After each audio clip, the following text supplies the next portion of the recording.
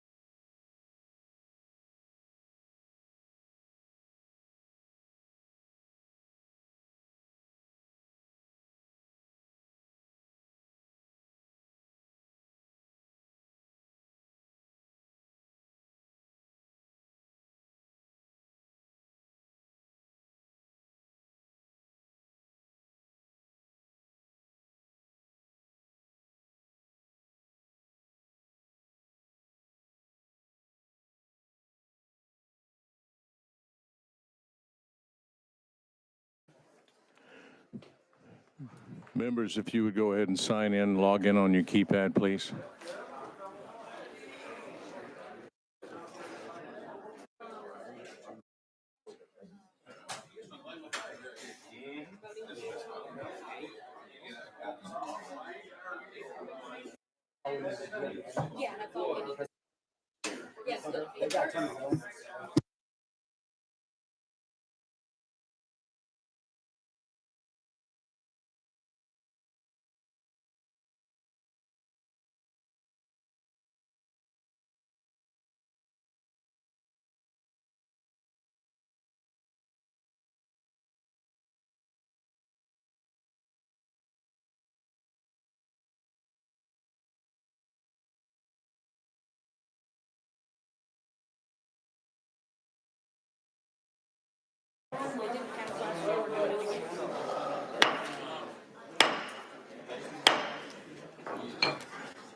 Good morning. The House Transportation Committee for February 11th, 2025 is now in session. Members, if you would please make sure that you sign in on the keypad so that we can take the roll. I'll give you just a few seconds to do that.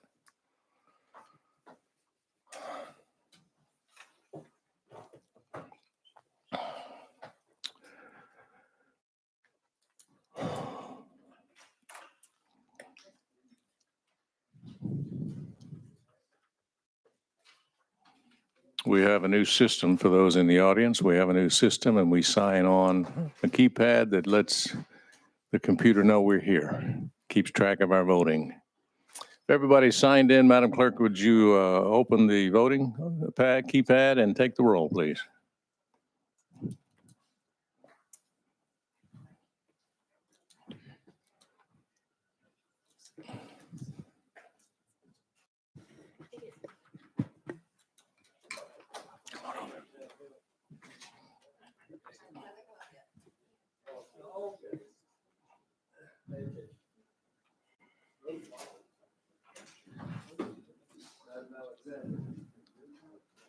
Give us just a moment, folks.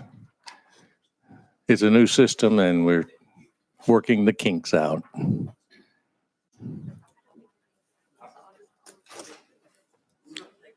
It's not taking yours.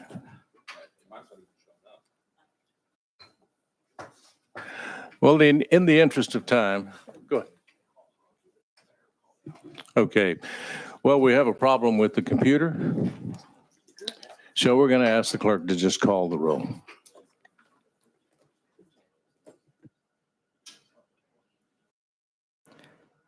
Representatives Alexander, Ashley, Bain,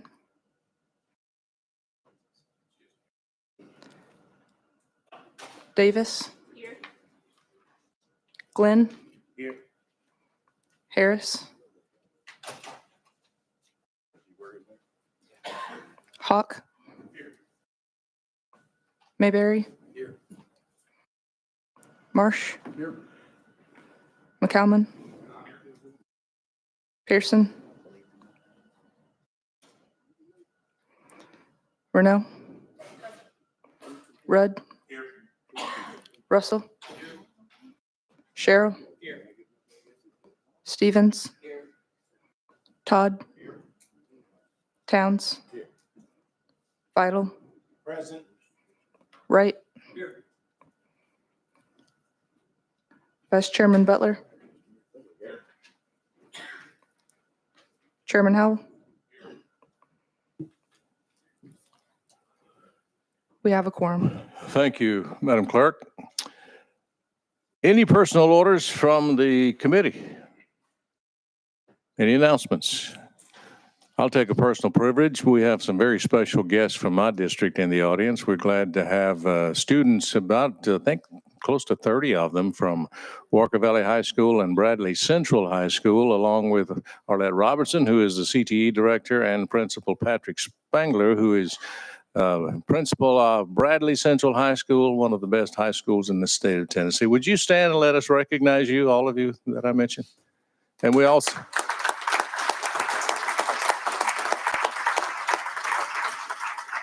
So glad you're here and get to see how your government in action. So glad you're here. We do not have a calendar, members, today, but we will have one next week.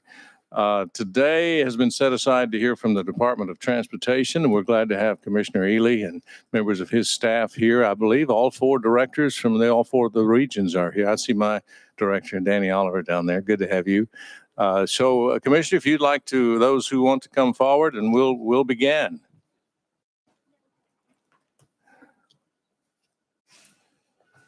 Thank you for coming, by the way.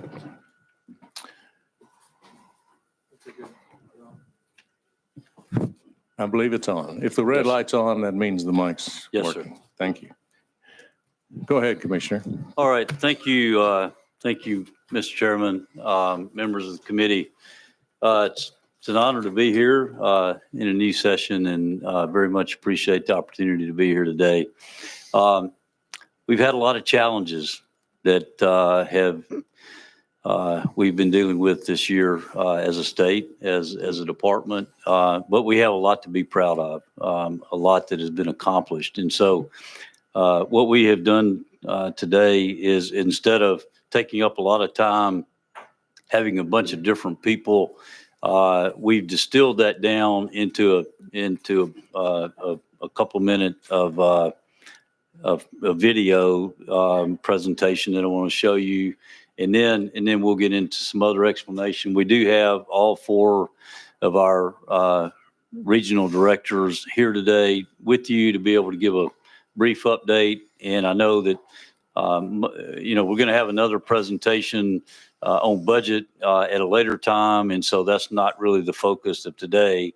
But the focus of today really more so is looking at Hurricane Helene and the implications of that, and what we dealt with and what we're still dealing with. And every single region in our state did deal with that and supported that. And so we're going to start real quick with this video, and then we'll get into some conversation. Thank you.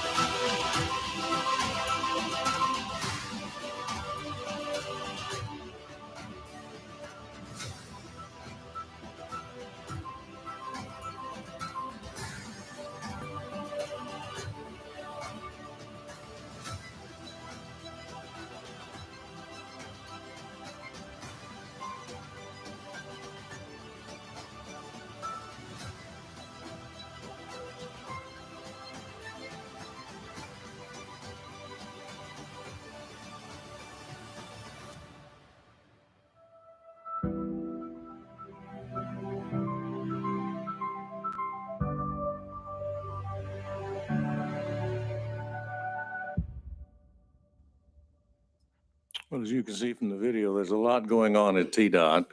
Apologize for our audio. It could be a little louder. We're working on getting the buttons out. Sorry, Commissioner, go ahead. As you can see, a lot going on. A lot going on in the last year, and we're so proud of our people and our response. I just have to take a little moment. Our people reacted with Hurricane Helene in a way that was unbelievable. We had people driving into the water, driving into these roads which were flooded, literally pulling people out in our cars to save them. And these people had families. These people, many of them lost their homes themselves, and did not hesitate one day, 1 hour in moving into harm's way to be able to take care of our citizens of this state. Many of you were part of that, and I can't thank you enough for giving us the resources to be able to respond in a time of need for our state in a way that has been unmet. We've never seen this kind of damage, and we were able to react. And not only were we able to react, but we are coming back in a way that is unbelievable.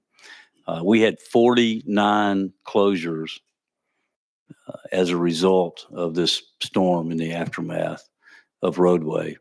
We had 42 of those open within days. We had 7 roads that were totally gone in some way, shape, or form. In every single one of those, we had under contract within days. Will can get into more questions about that as you might have them, but every single one of them are under contract now to be redone, and we've made great progress on those since then. 13 bridges out, 7 which now are reopened, and 5 of which are total rebuilds that we're having to rebuild, all of which are under contract. And so I can't thank you enough.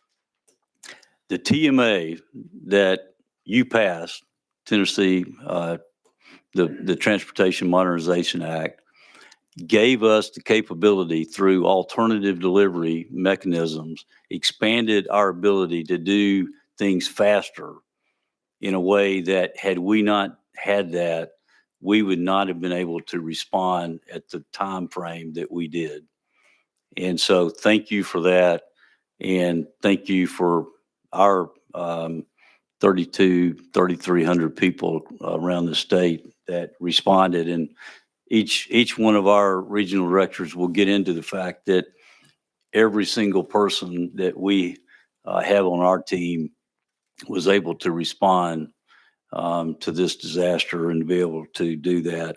And you saw here, I'll just mention quickly, the other very positive things that have happened. We're on time with our choice lane movement here, and that is going right on schedule.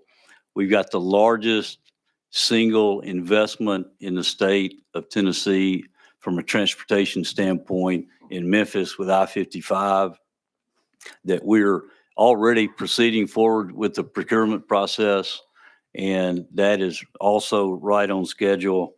And beyond that, we have 355 projects, both maintenance and new construction, awarded in 2024 that we are underway with, representing over $1.3 billion of investment of our dollars in Tennessee. And so with that, I'm going to turn it over to our chief engineer, Will Reed, and let him introduce our next portion.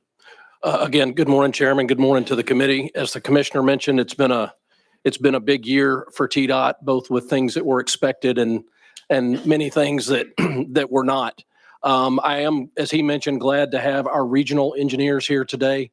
I'd just like to introduce them real quickly, starting down at the end of the table, affectionately known as JB to us. Jason Baker is our Region 4 Director, which is basically West Tennessee, everything west of the Tennessee River. Next is Mr. Danny Oliver. He is over Region 2, which is headquartered in Chattanooga, goes all the way up through the Upper Cumberland.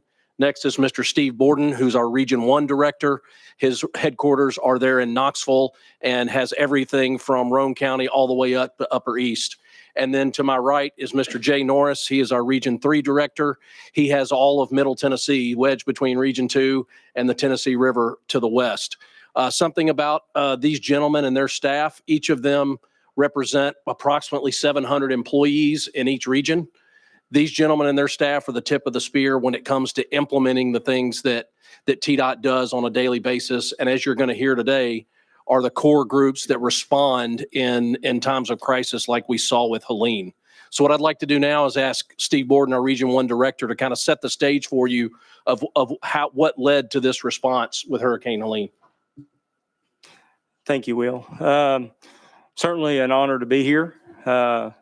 This is day 137.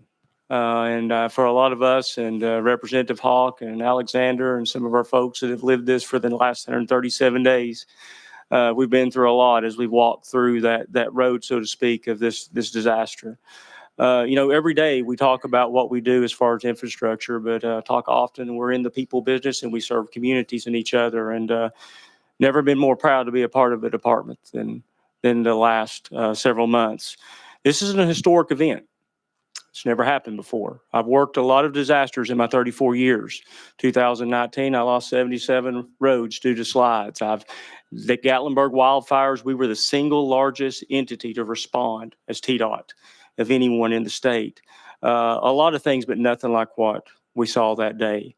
Like I said, it's an historic event, and it required a historic response, right? We couldn't do things in the normal ways. As the day began, as leading up to this event, we saw this storm heading up through the Piedmont region, and certainly the concern was the rivers, right? Historic crest.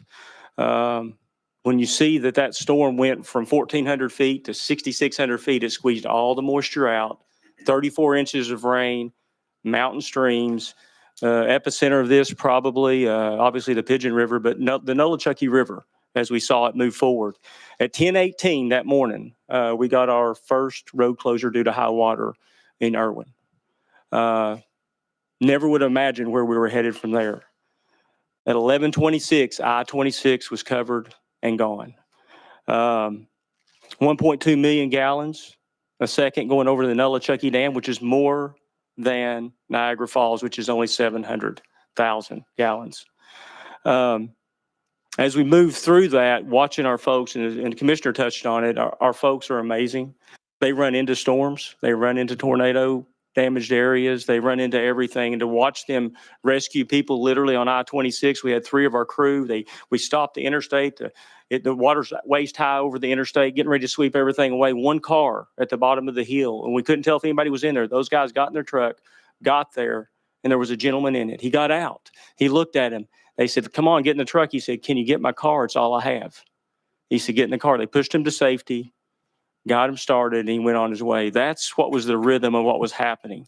As the commissioner said, as we sat there and we began to lose infrastructure, 49 routes within the first probably 6 hours were gone. We're talking complete destruction of bridges, a 70-foot high wall of water raging down the Nolichucky. The 107 bridge got overcome. It's 70 feet down to normal flow. And so when you see that, you have to have an historic response, right? We were in our war room immediately, right?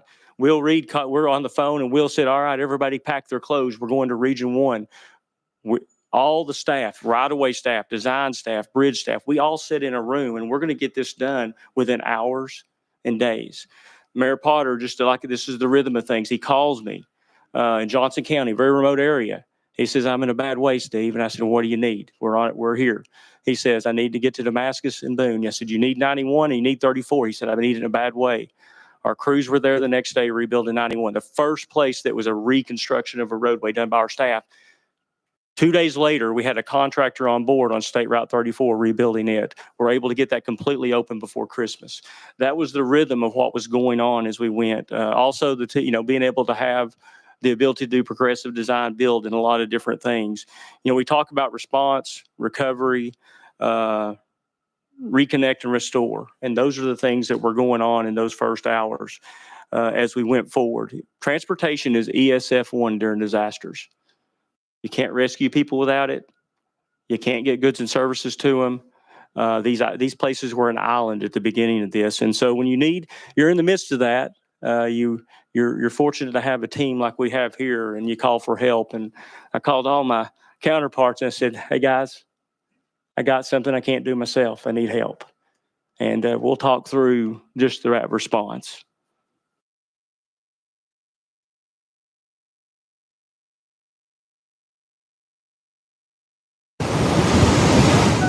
I've never seen nothing like this. To be honest with you,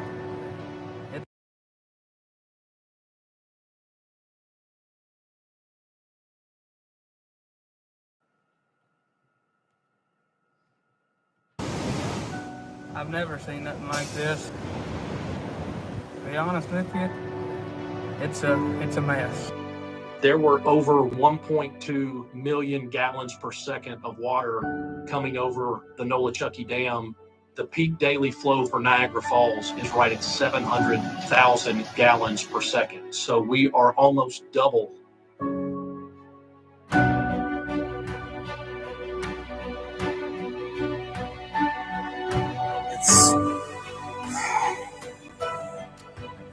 It's hard to think what happened.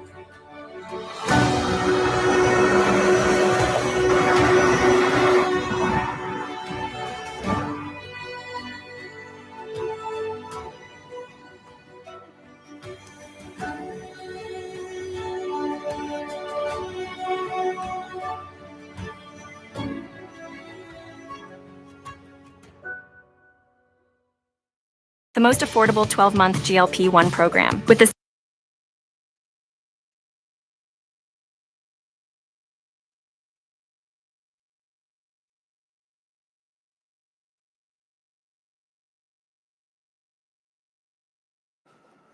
Thank you. As you can see, at this point, we are getting our arms wrapped around the scope of this event and the assets that are going to be needed to respond to it.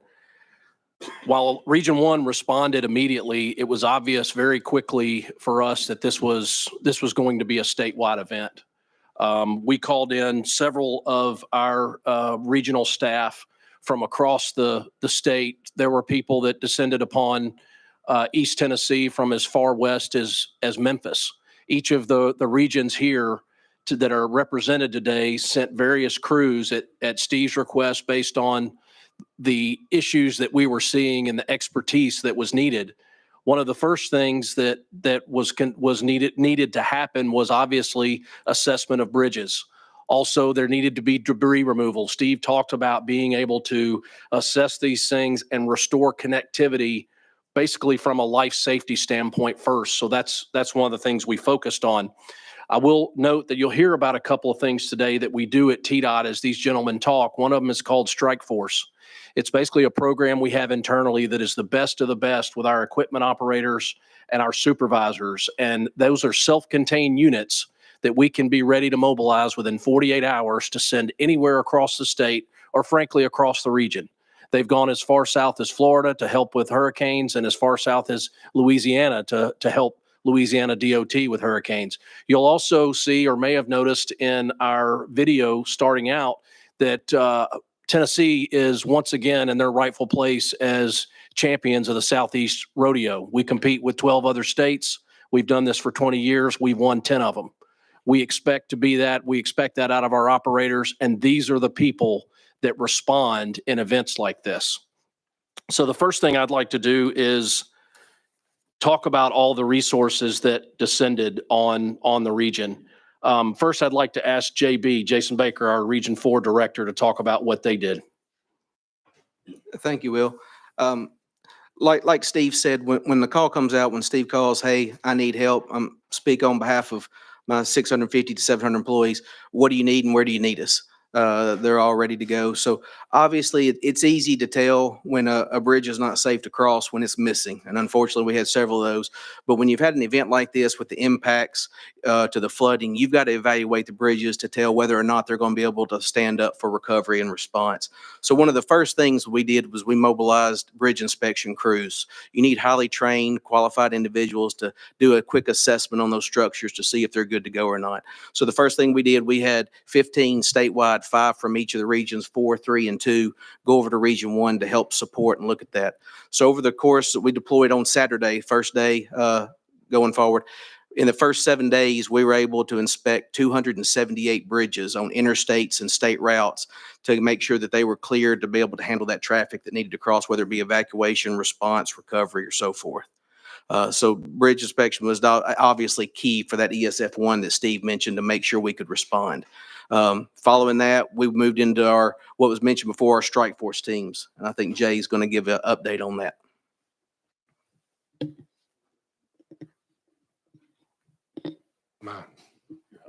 Okay, thank you, Chairman. So we got a call from Steve that Friday and heard the desperation in his voice, and we quickly started mobilizing and looking at what we could do and gathering resources.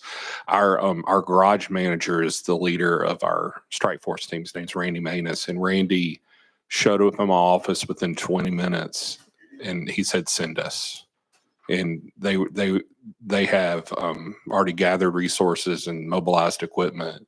And the thing that we have equipment and we have resources, but the thing that I think y'all know but doesn't get talked about enough is our people have a heart to serve. And they left early that morning, never checked in a hotel, and just worked their tails off all day Saturday after mobilizing all day. These crews within Strike Force that Jason mentioned are made up of low boys. We have great alls. We had loaders, skid steers, all work to do with heavy equipment to do debris removal. We had tracos, we had long boom tracos, and so Region 3's forces were focused in Cock and Sevier counties. Region 2 and Region 4 were focused in the Irwin area off I-26. And so in total, we sent 48 people. We did roughly about 4,000 man hours of work between the 3 regions and moved about 250 loads of material out of the way. Thank you. I'll turn it over to Danny to talk now. Thanks, Danny. Thanks, Jay. I'll be talking about the survey and the help efforts, but to echo what my counterparts said, it was not difficult at all to find volunteers to go. Once our first crews left for Upper East, we had others letting us know. Didn't have to ask, says we're ready to go too. So that's really a testament to the volunteer spirit and the family in TDOT. Talking about survey, so the first step in responding to something like this is getting a full understanding of what the impacts are. And when you're standing on the ground, you can only see what you can see. So TDOT used technology, aerial surveying technology with airplanes and drones to get a full assessment, to perform the design, and to continue to monitor this work. And it's still doing that right now. A lot of that coordination took place between Steve's staff, the Region 1 survey staff, and the headquarters survey office. We have a central office there that helped them enhance their capabilities more or less, to add in some consultant contract help, as well as find some additional equipment. So he has pilots, he has people that ready to go, just had to get some more equipment to them. We offered in our region a drone, and I know headquarters survey also gave you a LiDAR drone to collect that data as well. A lot of mapping took place and designs were performed off of those, but we weren't the only ones using those. TDOT had in our sister agencies as well, TDEC, TEMA, and many of our local partners, cities, counties, and even TVA use those for base mapping and to continue to monitor the work that's been done and the debris and brush removal as well. I want to talk just a moment about Help Truck. The Help Truck program in Knoxville goes up as far as the exit 407. If you've ever been to Dollywood or Gatlinburg, that's most people take that route. This was well beyond that. And we realized once I-40 was shut down and I-26 was shut down, Interstate 81 was the route, and it needed to be reliable. Just a flat tire on an SUV or even an 18-wheeler would shut the whole region down that's going up, trying to get over to North Carolina. So Steve's staff, we got together on October, I believe it was the 6th or the 4th, and got a group together really quick. Again, had people waiting in line to go of Help Truck operators, and expanded that coverage from the interchange of I-40 and I-81 all the way up to the Tennessee-Virginia state line, about 72 miles. And JB sent crews, Jay Norris sent from Region 3. We did as well, and we came up with 8 that worked kind of in shifts to make sure that was all covered. We did that from October 6th to October 20th. And I want to make a note before I pass it off to the next speaker, is that one of the help operators that works in Region 4 received a Lifesaver Award working out along this route, along I-81. And just to show how much of a benefit that was, there was a lady that had been separated from her husband. She had an issue that needed tended to, a stranded motorist. One of our Help Truck operators discovered her and found her, and she'd been missing for 48 hours. So he was able to get her the help she needed and reunite her with her family too.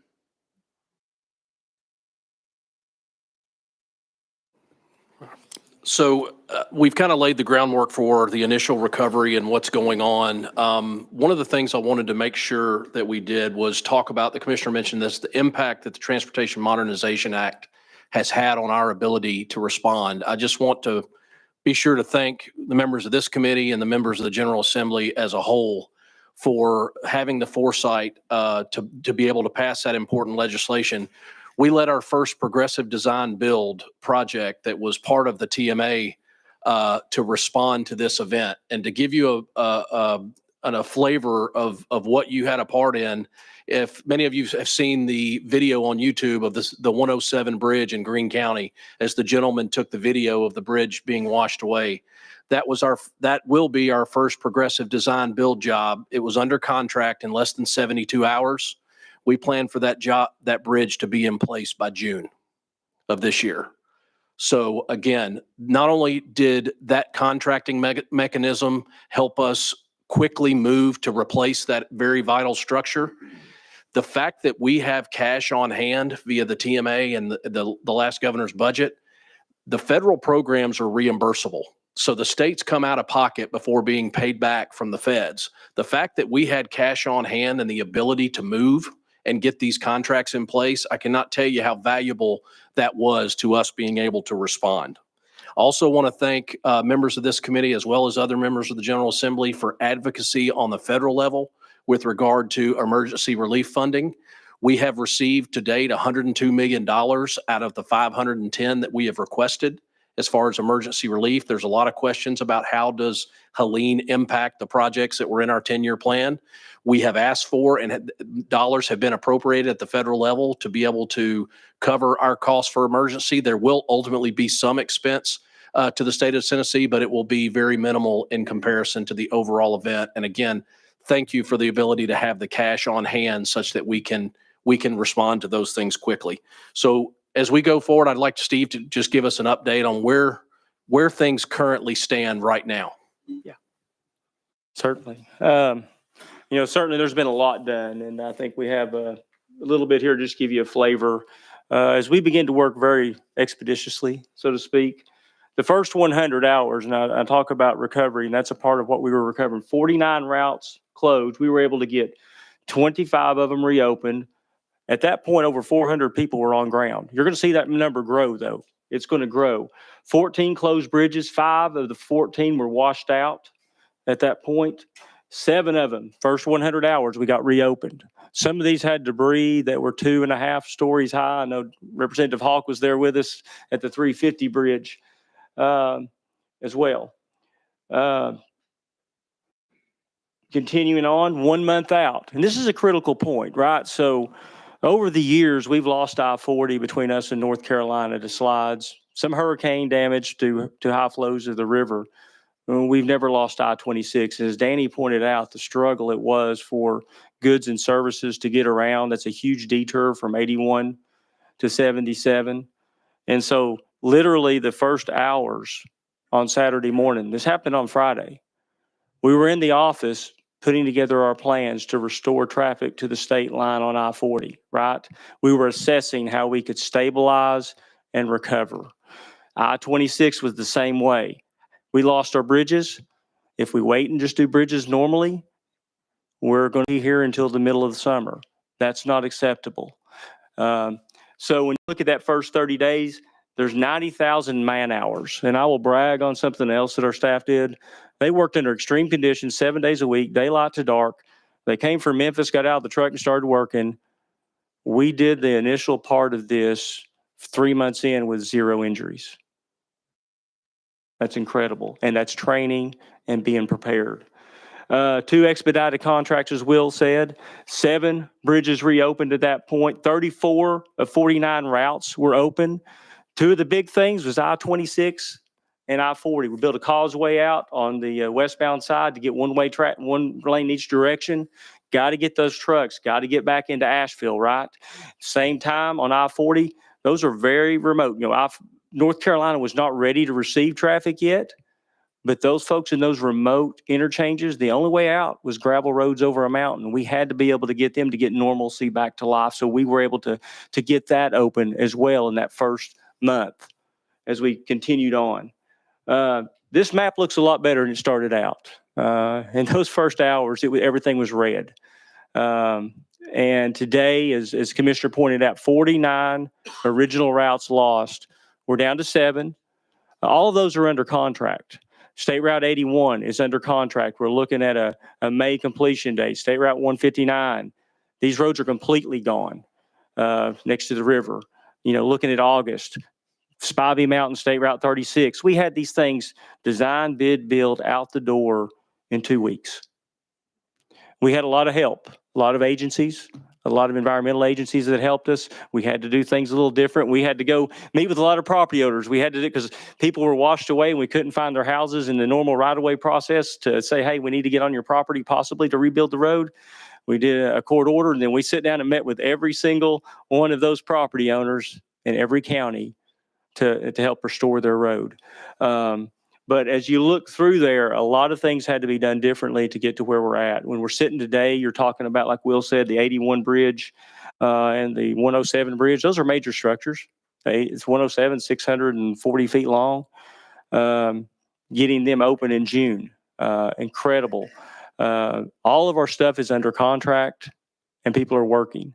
And I will say this, and we touched on it a minute ago and about our staffs. And there's something unique about TDOT. Been here for 34 years, and it's that we live and serve in the communities, right? And we're part of those communities. You saw one of my district guys, team leads, and he got emotional talking about it because this is where he lives. And so when you see the effort of those people when they go into those storms, even with loss at home, flooding and other things, it means something different to them. A lot of our local contractors that came and they just have done an incredible job walking in the door. We've everything we can, and just the intentionality to serve and restore to those communities. So as of today, we're in really good shape. And by the middle of summer, a lot of this stuff's going to be open. And I-40 is going really well as well. It's going to be a big job. You may be talking about $125 to $150 million of damage just on I-40 alone. Well, it's a little overwhelming. Governor called me the next morning and said, do what it takes. Let's go. And that's what everybody at this table and all these people behind me did, along with hundreds of other people in this department, and along with you. And so we're here today to say thank you. We're here today to say we're proud of the response and of what's been accomplished. we've still got work to do, and that's what we're going about doing. So thank you for all of your support. And Mr. Chairman, we'll happy to answer any questions that you have. Thank you, Commissioner. And for the members of the committee, I want you to know that these gentlemen sitting here at these two tables are your key leaders across the three main divisions of Tennessee, and you need to get to know them. I've made a point to get acquainted with my friend Danny, and they can help you if you have questions, concerns. Sometimes the commissioner's a busy man. And he has staff around him that'll try to help you. But if you can go straight to your regional director, they will help you. And I would encourage you to get acquainted with them, and not only them, but with their staff as well. And I've got making a list here, but let me just take a personal privilege here for a moment. I was privileged to join the commissioner yesterday, and we met the new U.S. Secretary of Transportation, Mr. Secretary Duffy. And I was so proud to tell him that as far as I'm concerned, TDOT is the agency across the United States that sets the bar.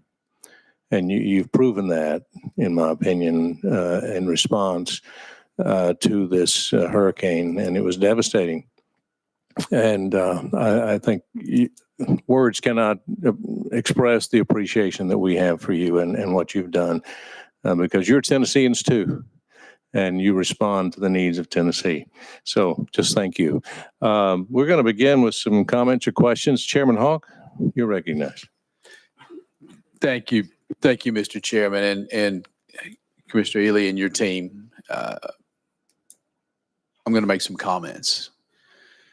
It's incredibly emotional. And as I'm hearing Steve, Mr. Borden, give the timeline of what's going on as the water's rising in Unicoi County, as water is rising in all of our communities. The outside world is seeing what's going on in real time. And I'm going to begin by saying, Mr. Borden, thank you very much for working with emergency management folks to ensure those bridges were closed and the roads that were in danger of collapsing were closed. You saved many, many lives. The quick thinking, the team effort that came about with all folks, first responders, TEMA, Department of Transportation, Wildlife Resources, the whole team that came together, you saved many, many lives, and it's incredible. And I'll talk a little bit about, you talked the morning of Friday, September 27th. I want to go a little bit in the afternoon. And as I'm talking about the outside world watching real time what's going on, there were, it's been said 50 plus individuals on the roof of Unicoi County Hospital. It was actually in the 60s, in addition to the police chief there in Unicoi, in Irwin, as well as team of representatives who had gone to work on an evacuation plan, all got trapped on the roof of this hospital. And the evacuation was incredible. The team effort that came together to evacuate with helicopters from all over the state of Tennessee, really all over the region, North Carolina, Virginia sent their highway patrol helicopters in and saved folks. And the outside world kind of took a deep breath of relief when that happened. But the water kept rising, and the water kept rising. And at that same moment, it was rushing through an industrial park. And at 6:38 p.m., I'll never forget this, 6:38 p.m. is when that bridge collapsed. That was Mr. Reed had referenced before, the 107 bridge over the Nolichucky Highway, a bridge that we have seen and is named for a World War II Medal of Honor winner, Elbert Kinser, has just stood so stately and strong for decades upon decades, is gone, completely gone. And just to wrap my mind around that, something that I've seen throughout my whole life and traveled over thousands of times, is gone. and the ability that this General Assembly, in the foresight of the administrative branch, to pull all of these resources together. Number one, safety, make sure nobody's on these roads. Number two, assess what's going on that Saturday morning. When the sun comes up, we're right on top of it. The bill we passed, the Modernization Act, I'll reiterate what we've heard already. What we did passing that, putting available cash, is the reason why we didn't have to come into a special session earlier, because we're paying for all this as we go. There was some comments earlier about why we didn't do a special session earlier. Well, that's why, because we had passed legislation previously that allowed us to be responsive in the moment and do what needed to be done. And I thank you all for doing that. You were in all of our districts in Northeast Tennessee immediately. And I don't want it to escape anyone, the millions of pounds of debris that were cleared in a matter of days, but yet the millions of pounds of debris we're still cleaning today. And as our communities are having their rebirth, what you are doing in this moment and will continue to do over the next several months and really years as we recover is greatly appreciated. A matter of days, I think it was 8 days, we got a major thoroughfare, the Jones Bridge Road in Greene County, repaired, and people traveling back on that again. And as I drove over that bridge for the first time with many of you and saw our state employees, the emotion that they felt as we saw in the video there. This is where they live. This is where they live. These are their neighbors that have lost their homes, have lost everything that they ever had. Many of our TDOT employees had lost much of what they had as well, but they were out there day in, day out doing the work. I can't begin to thank you enough in your work with all of our partners at the state of Tennessee. It's been incredibly rewarding experience. We still have a lot of work to do, but I look forward to reopening some more bridges as they're rebuilt in the days to come. So thank you all very much. Thank you, Mr. Chairman. Thank you, Chairman. Speaker Marsh, you're recognized. Thank you, Mr. Chairman. And I too am really proud of you all and everything that you did. And I just can't believe it. I can't believe how bad it was. And I can't believe how quickly you all were there. My question is, every time we hear anything about this in the national media, it's all Western North Carolina. And I know we took a really beating. Was theirs worse than ours?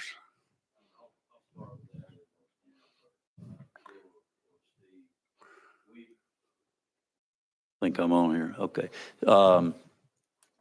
Steve has been in constant contact. We have a meeting with them every week and conversations probably every day, practically to coordinate, because we're neighbors, right? And so these interstates and roads feed into North Carolina. And so we're back and forth on a regular basis with them. But indeed, they suffered more than we did, as bad as it was. But it was the same kind of damage, but in greater proportions, greater amount of space, longer roadways, and those kind of things.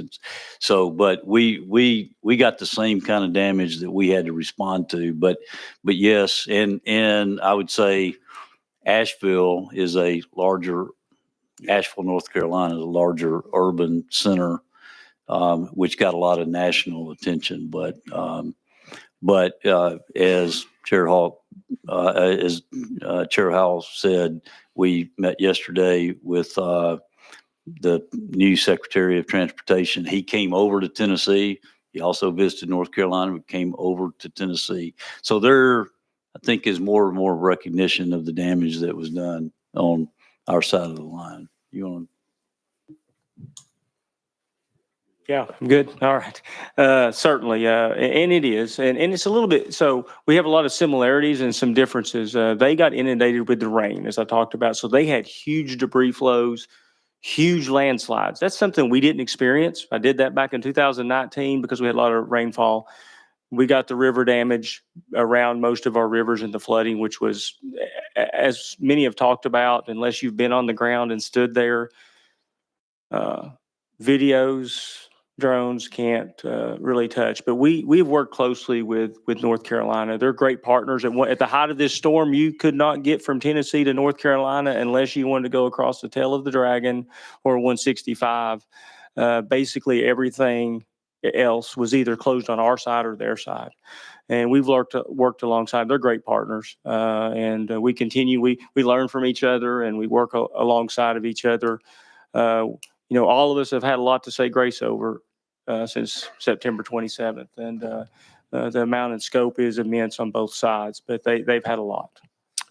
Next on the list, Representative Alexander.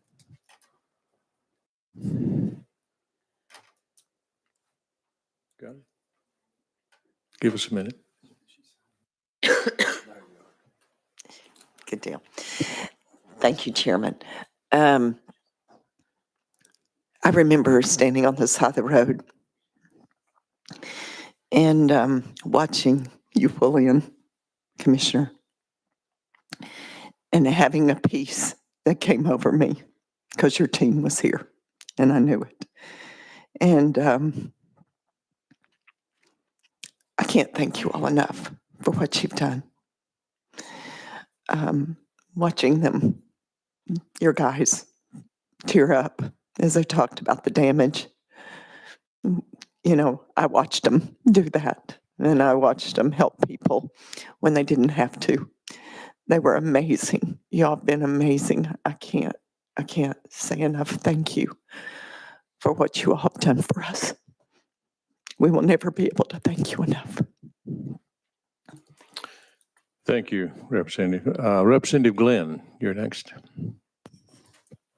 Thank you, Mr. Chair, and thank you, TDOT. As I sit and listen to you all talk, I think about my days in the military when you talk about a quick reactionary force.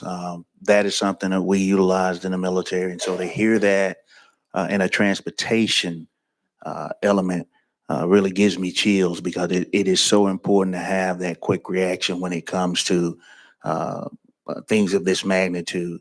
And so I really appreciate that kind of conversation. And also, I've traveled I-40 when I was stationed at Fort Bragg. It was how I got back and forth home to West Tennessee. And I not actually putting my eyes on the damage, but just realizing how I-40 was shut down and what it meant when I was coming home back in the day, and one accident on that road and you were there. There was no getting around. And so to think about the fact that you all were able to really put things back the way they should be and open that road says a lot. And to all your staff, that kind of dedication is so important. And to have those kind of folks on your team says a lot about the leadership, because I do think when it comes to folks really wanting to get out and do things beyond what their normal job does, says a lot about the leadership that they receive and the folks that are over them. So I thank you all for that.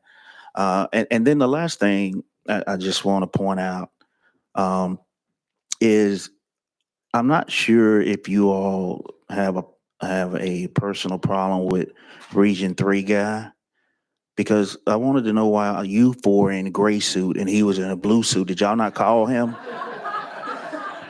Did y'all not call and have a meeting with him and let him know? Sir, he just has more fashion sense than the rest of us. Gotcha.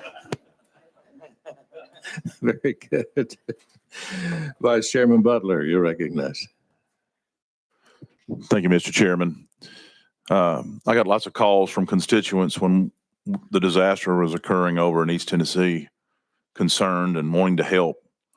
But I do have to commend Steve Borden, and I have two regions in my district and serve a very rural area. So TDOT is of the most importance in a rural district, that people rely on those state routes to be able to commute back and forth to work and so forth.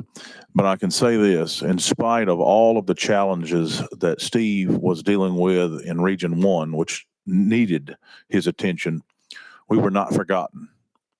We were still receiving the services, and Steve and I talked many times, and I know he was a busy man dealing with Helene and the counties over there that needed our help. But I just wanted to publicly thank you, Steve. for your dedication. Your team continued to provide the services in my district while you were taking care of the folks over in East Tennessee, which desperately needed our help. And I've told the commissioner this a couple of times and bragged on you. I even tried to get you a raise. But I wanted you to say it publicly that I appreciate your dedication. I know my colleagues have already expressed their appreciation for you and what you and your team have done in East Tennessee. But the folks that were still serving the other parts of the state were never forgotten. The service has never diminished, and we continue to provide excellent service. And this might not be a popular statement, but I think some of the other departments in Tennessee could take some notes from TDOT.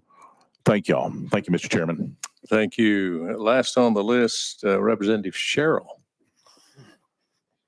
Thank you, Chairman, and thank you very much for y'all being here today. Appreciate you very much. And we can't say enough to say thank you. And everyone, I know that different departments worked with y'all to try to get done what we've done. And, you know, I remember calling and talking to one of the reps up that way. And, you know, he made this statement to me or told me, he said, there used to be a church sitting here, used to be a house sitting here, and it's gone, you know.